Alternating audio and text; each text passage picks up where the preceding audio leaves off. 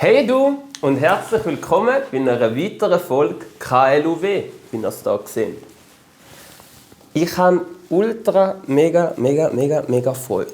Wenn ich es richtig im Kopf habe, heute haben wir den 22. März. Wir haben, das letzte Mal, als ich drauf geschaut habe, 219 Abonnenten.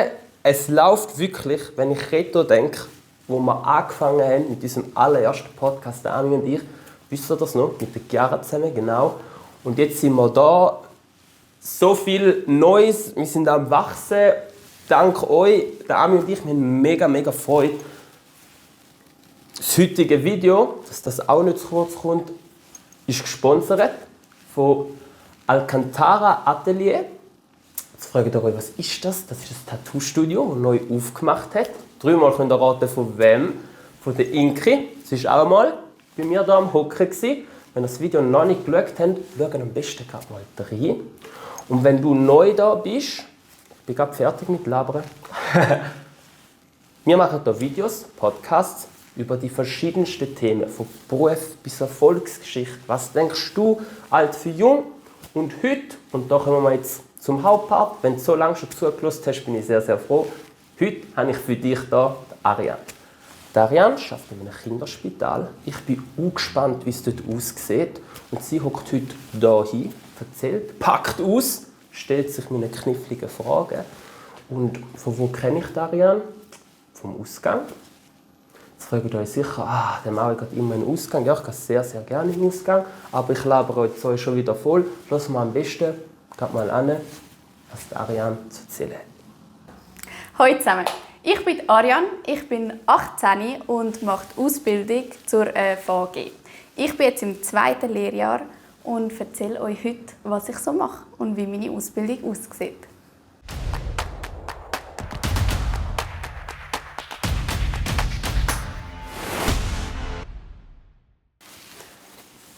Hoi miteinander, hoi Ariane.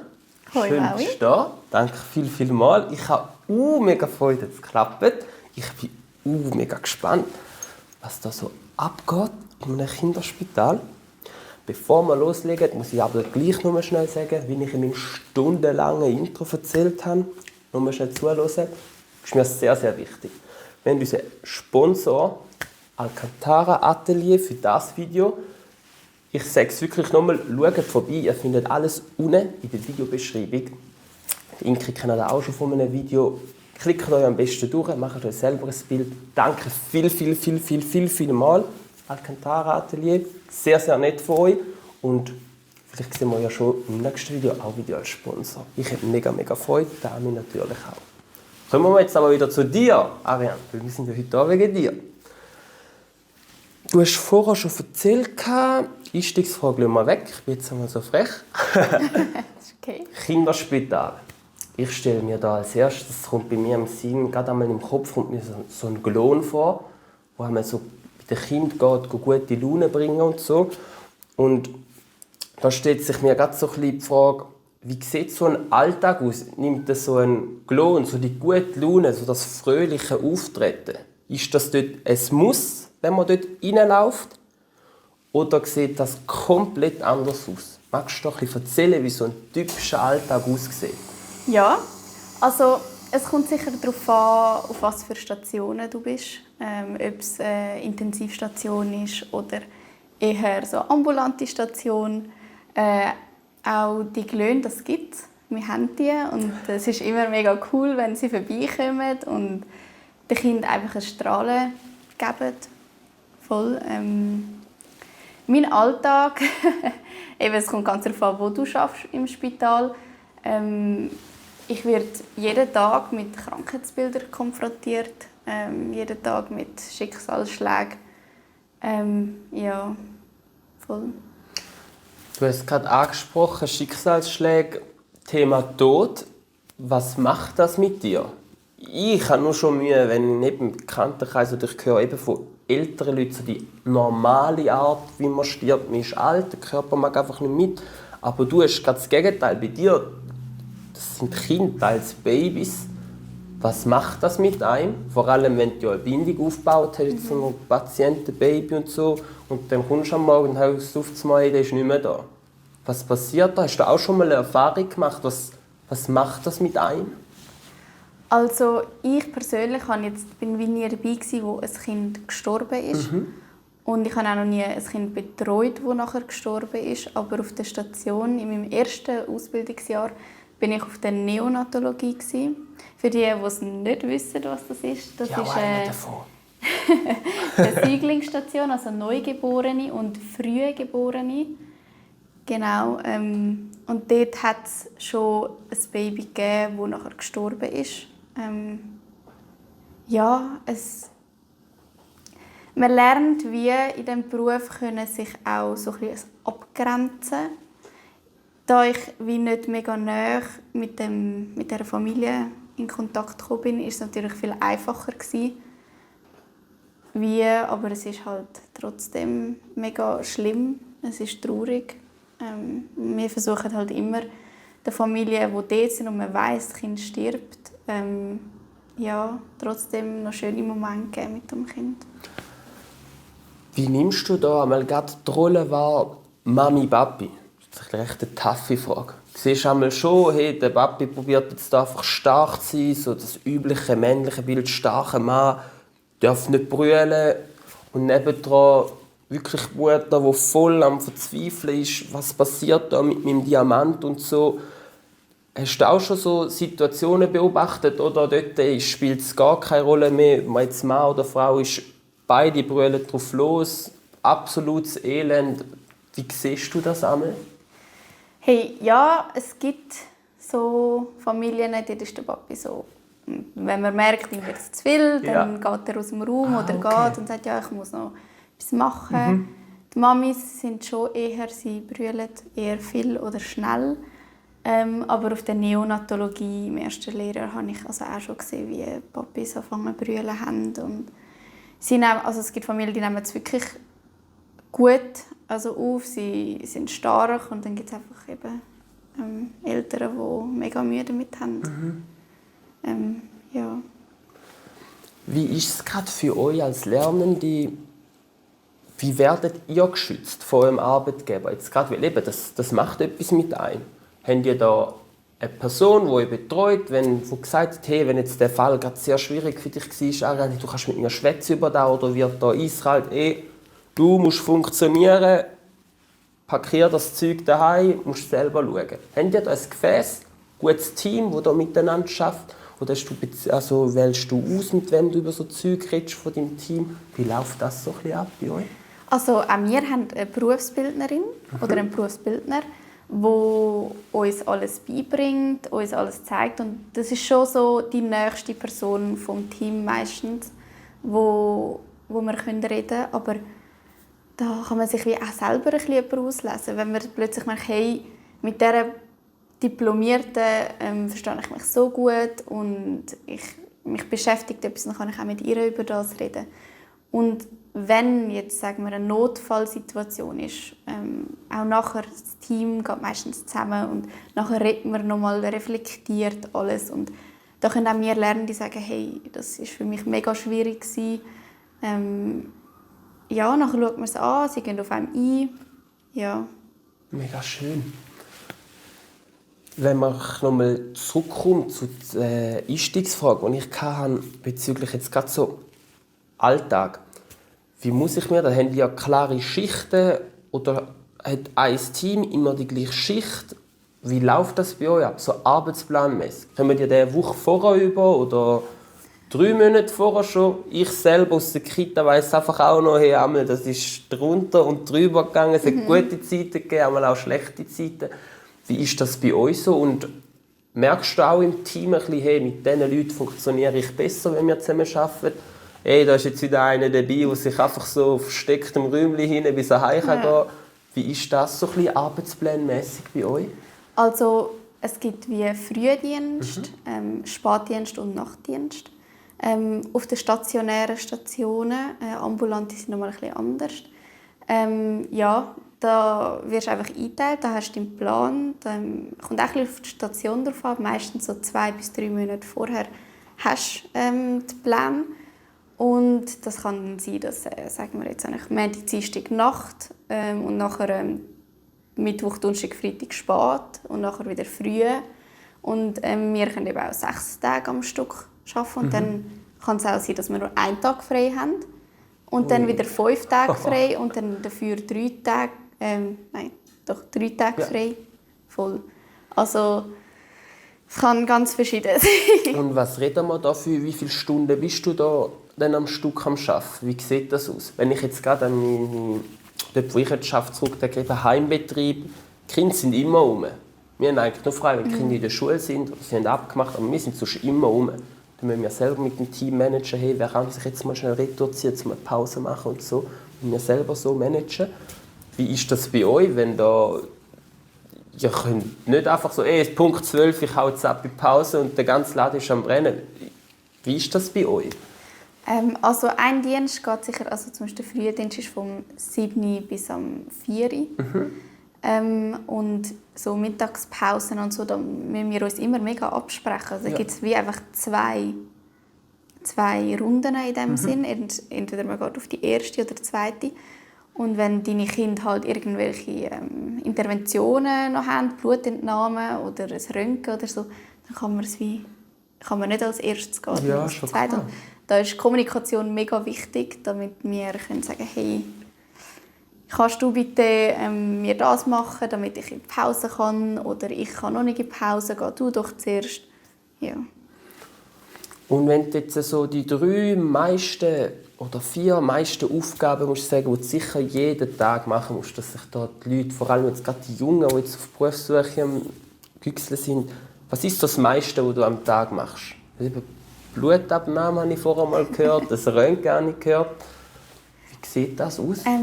Ich bin momentan auf einer ambulanten Station. Auf der Aufwachstation, das ist wieder etwas ganz anderes. Also, zu mir kommen wie alle Kinder, also nach den Operationen. Und das kann man wieder nicht mit den stationären vergleichen. Bei mir ist es wirklich so, ich muss viel Schmerzkurs machen. Also schau, haben sie Schmerzen oder Hunger trinken, haben sie können Wasser lösen. Ja. So Blutabnahme und so Zeug und eben Röntgen, wie du vorhin gesagt hast, das machst du auch oder du einfach begleiten und das machen ausgebildete Leute? Blutentnahme gehört zu unserer Kompetenzen. Das mache ich auch gerne. Also so das Medizinaltechnische gefällt mir mega gut. Auf meiner Station braucht es das jetzt weniger. Aber ja, das gibt es auch. Oder halt das Röntgen, man muss das Kind dort anbringen. Oder Verbandswechsel gibt es, die wir machen können. Blasenkatheter legen gehört auch zu unserer Kompetenz. Halt das ganze Waschen, die ganze Pflege halt vom Patienten gehört zu uns. Ja, aber auch Zeit mit den Kindern verbringen, können mit ihnen mal ein Spiel machen. Das ist schön. Ja. Genauso wichtig und cool und Beziehung aufbauen zu den Eltern, weil das ist manchmal mega schwierig, weil die Eltern sind so im Stress, ihnen geht es nicht gut, weil es dem Kind nicht gut geht. Sie müssen daheim irgendwie alles handeln, arbeiten, haben vielleicht noch andere Kinder. Also meine Kollegin ist jetzt auf der Onkologie, Krebsstation. Krebs. Gut, hast du erklärt. Ja. Und also das sagt sie wirklich, es ist manchmal mega schwierig mit den Eltern so, dass sie auch einem vertrauen. Weil, ja, ich meine, das Kind hat Krebs und sie haben einfach Angst. Hast du auch, das ist in meinem Kopf einmal so, ich habe so das Gefühl, wie das Kind, wenn ich mir das Dreieck vorstelle, da ist so das Kind, dann sind ihr da und die Eltern da. Und ich bin der festen Überzeugung, ich weiß nicht, ob das stimmt, was ich jetzt sage, aber ich habe das Gefühl, das Kind spürt, wie das Band oder das Vertrauensband, ob das ist oder nicht. Und ich bin der festen Überzeugung, wenn das Kind das sieht und spürt, sind gewisse Prozesse, was so Heilung anbelangt, funktioniert einfach besser und schneller. Hast du da eine ähnliche Vermutung oder findest du, hey, das ist ein richtiges Zeichen, das du jetzt sagst? Wie siehst du das?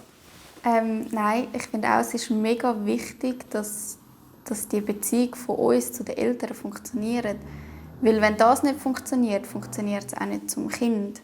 Weil wenn die Eltern uns nicht vertrauen, jetzt wir als VGs, dann schauen sie immer über die Schulter. Ja. Und wenn du irgendetwas am Kind machen musst, und das Kind spürt die Anspannung. Sie spürt das und deswegen ist es mega wichtig, dass wir die Beziehung gut aufbauen. Und dass sie Vertrauen in uns haben. Du hast jetzt gerade vorher, bin ich sehr, sehr dankbar, Thema Vertrauen angesprochen. Kann ich eine perfekte Überleitung machen. Vertrauen in die Gesellschaft hat für mich auch was mit Wertschätzung zu tun. Findest du die Wertschätzung jetzt für deinen Beruf VG? Gerade Kinderspital, allgemein vielleicht Spital packe ich gerade auch drin.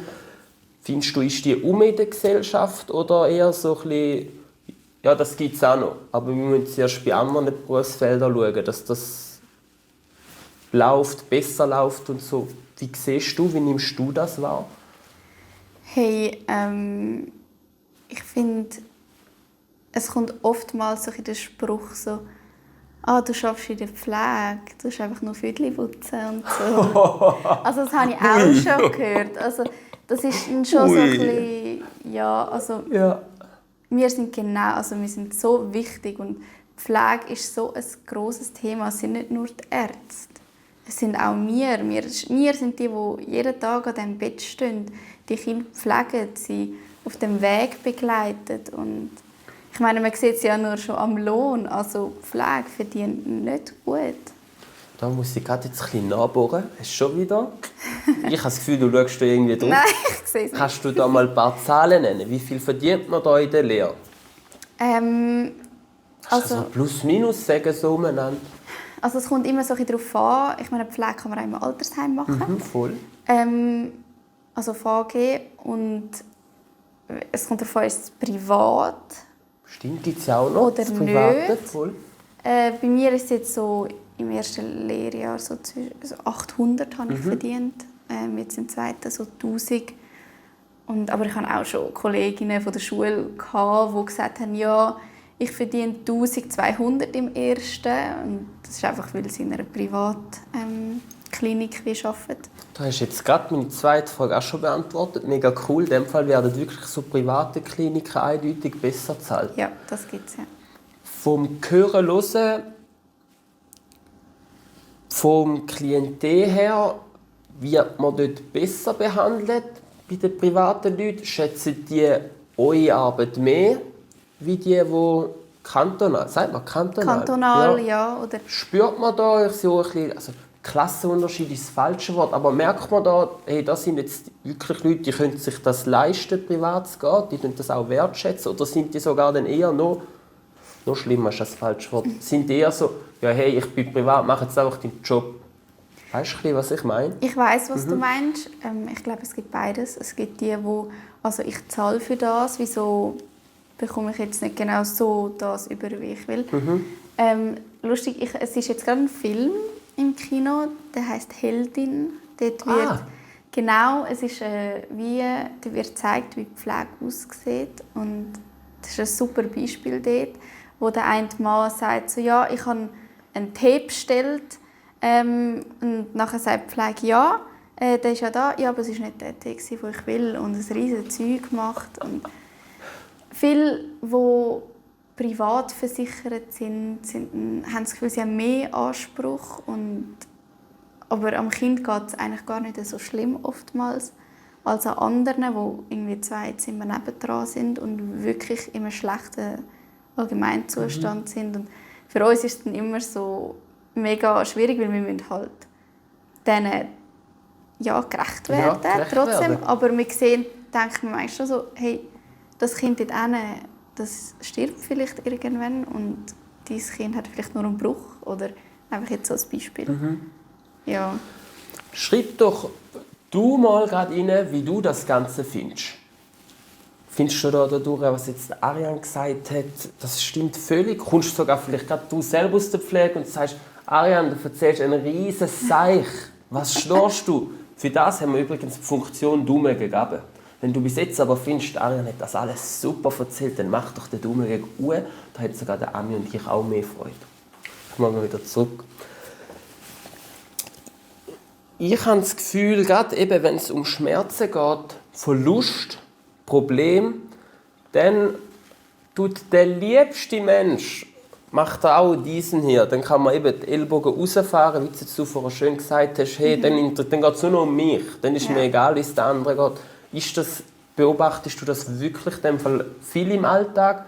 Oder sogar eher die schöne Seite, hast du schon mal gesehen, dass eine Person bewusst gesagt hat, hey, ich habe zwar jetzt riesen Schmerzen, aber gehen Sie lieber eben ins Zimmer neben da, ich weiss, dort, die brauchen gerade mehr Hilfe. Hat es das auch schon gegeben? Das hat es definitiv auch schon gegeben. Mega schön. Ich finde das, ich wirklich die Leute, ich so manchmal am liebsten umarmen, weil sie merken und sie schätzen das auch wert und ja, ich weiss nicht, ja. Haben die Spitznamen, diesen Leuten? Sagen die denen, das sind Engelpatienten? Oder was mir auch immer in den Kopf kommt, das ist ein bisschen wie das lustiges Thema, das ich bringe. Ich war auch schon mal im Spital. Eben, wenn ich bleibe, heisst das, glaube ich, stationär. Ja, genau. Ja. Und ich war dort im Bett. Ich wusste, ich bin 3 Tage da und ich habe nicht gewusst, wie das ist. Ich habe gedacht, jedes Mal, wenn ich etwas will oder wenn ich aufstehe, muss ich den Knopf drücken. Und dann habe ich das mal so gemacht und dann ist mir aufgefallen, innerhalb von 30 Minuten, ich habe den Knopf etwa 10 Mal gedrückt und ich sage, das kann es ja auch nicht sein, weil die kommt ja dann immer. Irgendetwas läuft da falsch. Und dann ist mir so im Kopf, die haben jetzt mir sicher so einen Spitznamen gegeben, Drucki oder so.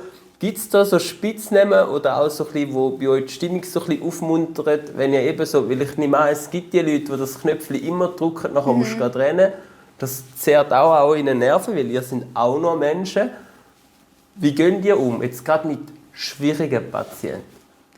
Hey, das ist ein bisschen schwierig für mich zu beantworten, weil ich noch nie auf so einer Station bin mit Zimmer. Ich habe einfach schon viel gehört, weil in meinem ersten Ausbildungsjahr Neonatologie ist wie ein grosser Raum mit ganz vielen Babybettchen drin. Ui. Und jetzt auch wieder im Aufwachraum, es ist wirklich ein grosser Raum, wo man einfach wie so Paravent oder so Vorhänge zwischen den Patienten macht. Deswegen ist das ein bisschen schwierig zu beantworten. Dann behalten wir die Frage auf der Seite. Kommen wir mal ein bisschen mehr ins Persönliche ein.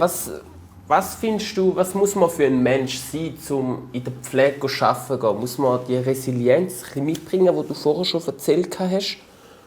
Muss man offen sein? Oder findest du sogar, hey, nein, eher sogar das Gegenteil? Man muss einmal auch Fakten auf den Tisch sagen und nicht da immer alles schönreden. Man muss einmal auch sagen, hey, es langt nicht mehr, das Baby stirbt jetzt. Anstatt immer zu sagen, ja, das kommt schon gut, das kommt schon gut.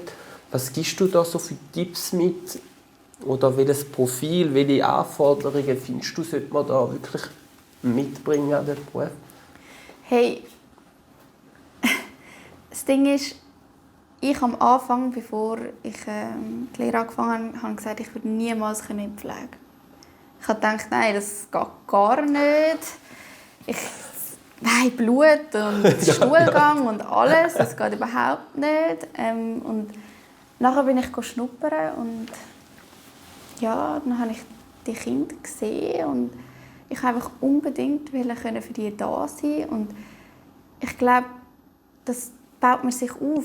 Man muss sicher offen sein, man muss kommunizieren können, man muss auch so die Distanz wahren. Aber wenn du das wie noch nicht hast, das kannst du auch lernen. Das ist, ich meine, ich kann nicht seit Tag 1 Nein sagen oder hey, doch, wir müssen jetzt das machen, das geht jetzt nicht so. Da lernst du natürlich mega dazu. Ja. Was findest du, sind Leute, wo du ganz klar sagst, hey, Leute, die mit so einer Einstellung kommen, bitte probieren es erst gar nicht? Hast du auch gerade ein Beispiel?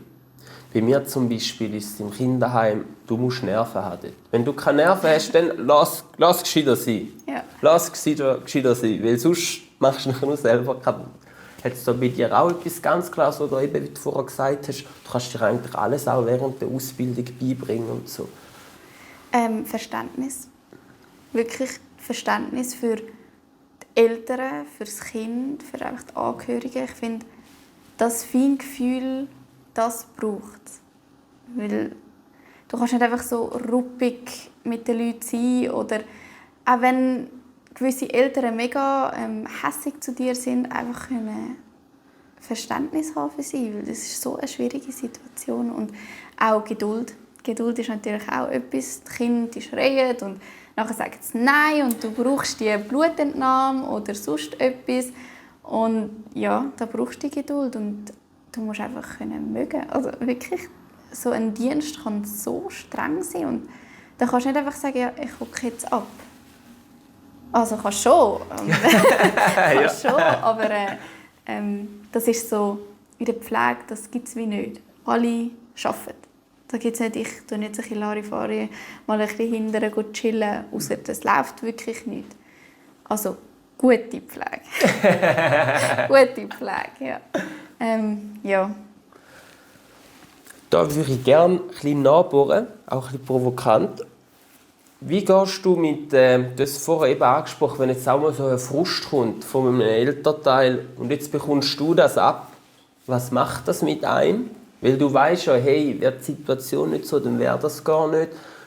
Fühlst du dich einmal dann auch gleich ein Stück weit persönlich angegriffen? Wie gehst du mit dem um? Ich versuche es immer sehr so ein bisschen Vogelperspektive anzuschauen.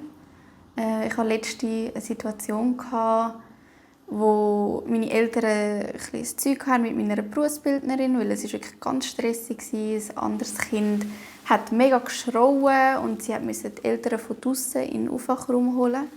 Und die Mami von meinem Kind war noch draussen und wollte reinkommen.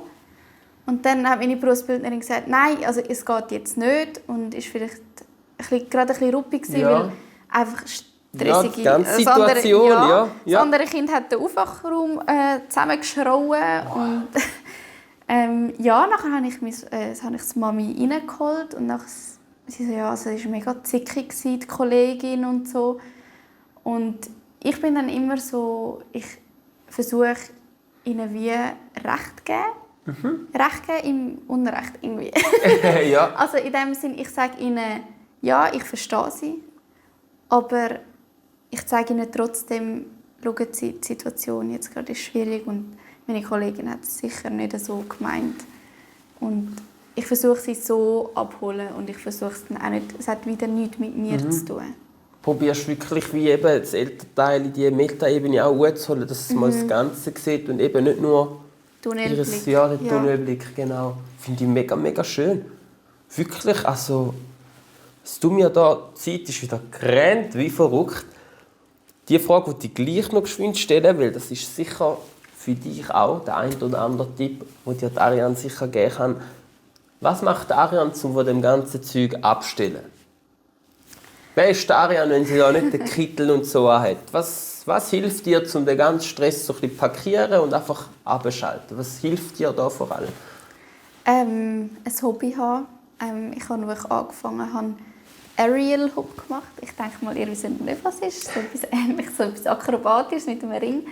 Und nachher ist es mir ein bisschen viel geworden und dann habe ich mit dem aufgehört. Ich habe jetzt fast ein Jahr lang nichts nebendran gemacht.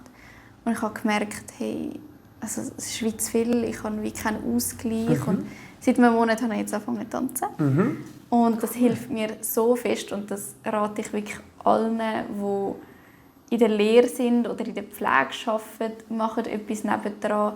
Denkt nicht, hey, das wird mir viel zu viel, weil ihr braucht es. Ihr braucht mal so ein bisschen die Ablenkung, weil dass ihr euch wirklich nur noch auf das fixieren könnt und nicht die ganze Zeit noch an irgendwelche Krankheitsbilder oder Kinder denkt, die im Spital sind. Hey, mega schöne letzte Worte. Du hast eigentlich jetzt die letzte Frage mir gerade wieder auch vorgegriffen. Ich wollte dich fragen, was willst du den Leuten noch mitgeben? Weil ich schaue auf die Uhr, wir sind wirklich durch, wir sind super in der Zeit. Und ich will das nicht jetzt noch versauen oder unnötig strecken. Aber ich frage jetzt gleich noch mal nach, nicht vielleicht einen Tipp, sondern einen Wunsch. Was wäre ein Wunsch, den du noch hättest, vielleicht an die Branche oder allgemein an die Leute da draussen, oder vielleicht gerade an den Patienten, den du jetzt denkst oder so. Was wäre ein Wunsch, den du jetzt gerne äußern würdest und wo du mega, mega happy wärst, wie er in Erfüllung geht? Ein Wunsch? Ich glaube, ich wünsche mir, dass einfach im Spital, dass wir nicht mehr so Mangel an Personal haben. Dass wir wirklich allen Kindern einfach alles ermöglichen können, wo wir wollen.